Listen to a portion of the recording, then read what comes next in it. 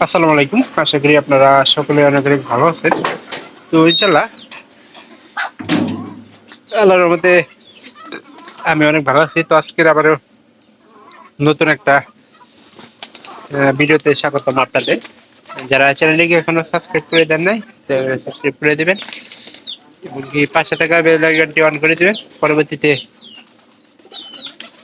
আমার এই সকল নতুন নতুন ভিডিওগুলো পাওয়ার জন্য। তো আপনারা যারা কবুতরের ভিডিওগুলো দেখতেছেন যাতে কেউ মিস না করেন, সেজন্য কিন্তু আমার ভিডিওটা করা। তো অবশ্যই আপনাদের ভালো লাগবে। আর এই সময় আপনাদের আমি আপডেট দেখাইছিলাম যে আমাদের কবুতরের খাবারের আসলে কি খাবার কিনতে পারতেছি না। টাকা পয়সারও একটু অভাব আছে আমার, কারণ যা কবুতর বিক্রি করতেছি অন্য কাজে আমার ব্যয় হয়ে যাইতেছে।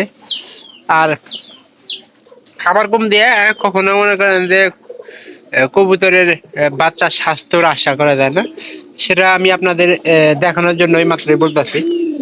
দেখেন, বাইরে খাবার খাইতেছে না কবুতর গুলা, এই যে এরা খাওয়াইছে একবারে অল্প।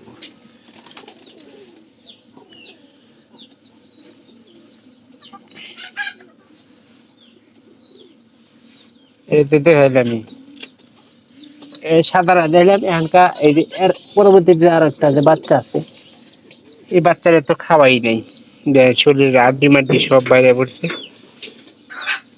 অবশ্যই ভাবতেছেন যে আমি আসলে কে প্রেম করতেছি, আসলে হাতে টাকা পয়সা না থাকলে মানে যা ভুট্টা রাখছিলাম এটাই এক এটা কিন্তু মানে একটা ইয়ের একটা বাচ্চা দুইটা কিন্তু খাওয়াই কিন্তু ভরপুর খাওয়াইতে পারতো, কিন্তু তা হইতেছে না। আর ভুট্টা খাবারটা থাকলে যে কি সুবিধা ওটা আপনাদের আসলে আমি বলে বোঝাতে পারবো না। এই ঘরে যেমন একটা বাচ্চা হয়েছে, এই ঘরের বাচ্চার কিন্তু স্বাস্থ্যটা অনেক বেশি ভালো আছে, কারণ পায়রাপারি আমি দেখি যে বাইরে খাবার যায়, বাইরে খাবার গেলে সেটা অবশ্যই ভালো হয়। ইদানিং এই যে কবুতরটা বাহিরে খাবার না খায় মনে করেন যে অবস্থা খারাপ করে হালাই দিচ্ছে। বাইরের খাবার আসলে যদি পর্যাপ্ত পরিমাণে না খায়, সেই ক্ষেত্রে মনে করেন যে বাচ্চার স্বাস্থ্যের আশা করা যাইতেছে না। আর আমি এই যে আমার এই পাশের কবুতর গুলা একটু দেখার চেষ্টা করি যে এগুলা কি অবস্থা হয়েছে। এটা একটা ধরন দেবো, এরা মনে করেন যে একবার স্বাস্থ্য খারাপ, প্রচুর খারাপ। কারণ কয়েকদিন আগে যে স্বাস্থ্যটা ছিল এই স্বাস্থ্যটা আর নাই, মানে একবার মগাদা হয়ে গেছে গা।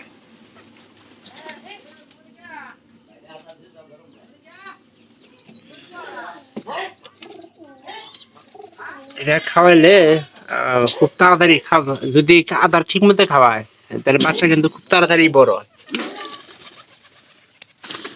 খড়িটা পরিষ্কার করে দিলাম, মানে এই যে এই ঘরের কবুতর গুলো একই অবস্থা। তো আমি একটা জিনিস ভাবতেছি যে পাইকাররা যেভাবে কবুতরের আলাদা ভাবে খাওয়ায়, ওইভাবেও কিন্তু আমি আলাদা ভাবে কবুতরের বাচ্চা গুলা খাওয়াইতে পারি।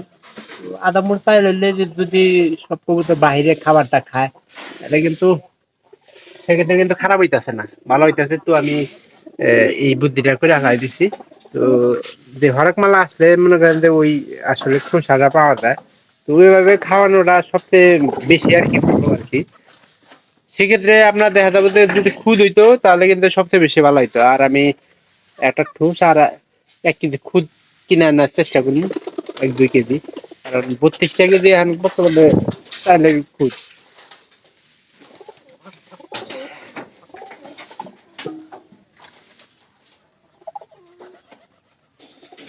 তো আসলে দোষটা আমারই, কারণ ঠিক মতো কবুতরের খাবার টাবার দিবার পারতেছি না।